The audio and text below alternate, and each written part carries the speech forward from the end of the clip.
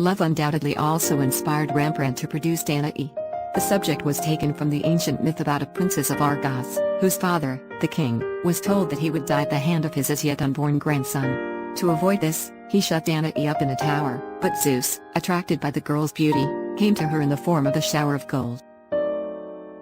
Story. There once was a king of Argos, and he didn't have any sons. And he went to the oracle in Delphi to ask if he was ever going to have one. Because he asked the oracle if he would ever have a son. And the oracle said no, but his daughter would have a son, and that son would kill him. So he would be killed by his grandson.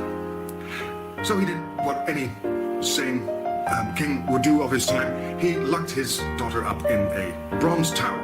And there he locked his daughter, Danaë, in this dark room, because it had no windows, maybe a skylight. But it was dark so that nobody would ever see her. Basically, he locked her up in a sort of a tomb. But Danaë just happened to be the most beautiful woman in all of history. So beautiful that even though she was locked up in the dark and put away somewhere and no one could find her, Zeus did find her and immediately fell in love.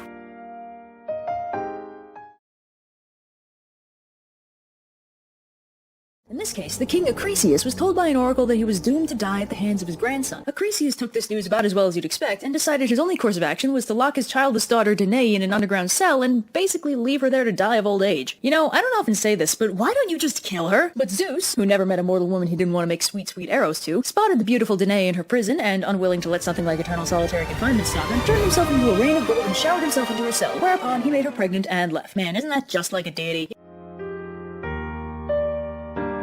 Rembrandt was born on July 15, 1606 in the Netherlands. The self-portraits of his youth give us a glimpse of a young man holding a grudge against the world, his face wide with beady eyes, a broad nose, and a powerful jaw.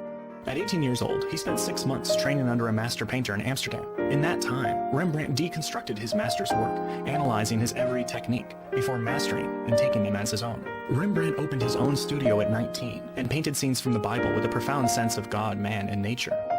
He was perhaps inspired by his mother, whom brought together the family around a small wood table, reading the scripture by candlelight. Word of the young master painter spread rapidly, and at 22 years of age, Rembrandt was already taking students into his workshop.